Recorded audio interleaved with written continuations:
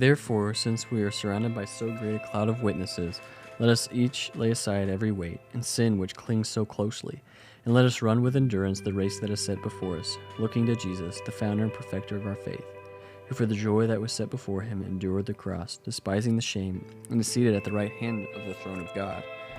Consider him who endured from sinners such hostility against himself, so that you may not grow weary or faint-hearted.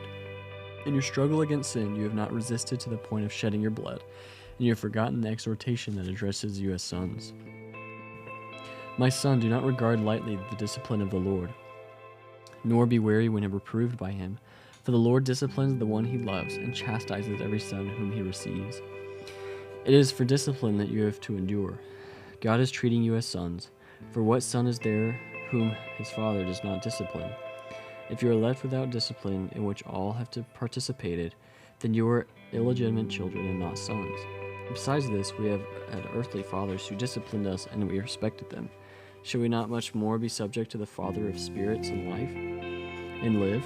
For they disciplined us for a short time, as it seems best to them. But he disciplines us for our good, that we may share his holiness. For the moment, all discipline seems painful, rather than pleasant, but later it yields the peaceful fruit of righteousness to those who have been trained by it. Therefore, lift your drooping hands and strengthen your weak knees, and make straight paths for your feet, so that what is lame may not be put out of joint, but rather be healed. Strive for peace with everyone, and for the holiness without which no one will see the Lord.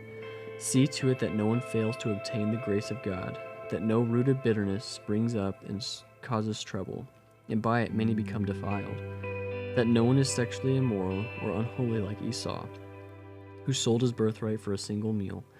For you know that afterward, when he desired to inherit the blessing, he was rejected, for he found no chance to repent, though he sought it with tears.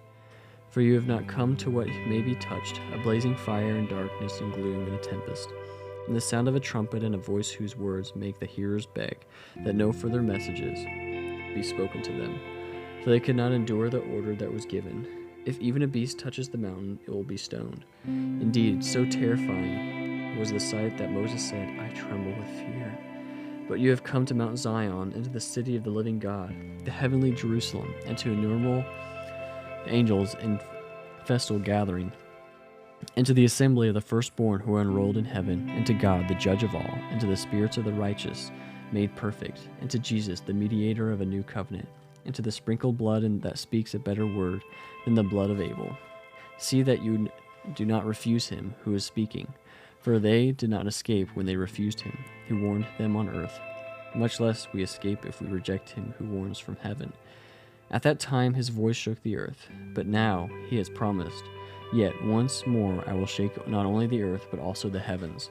This phrase, yet once more, indicates the removal of things that are shaken, that is, things that have been made in order that the things that cannot be shaken may remain.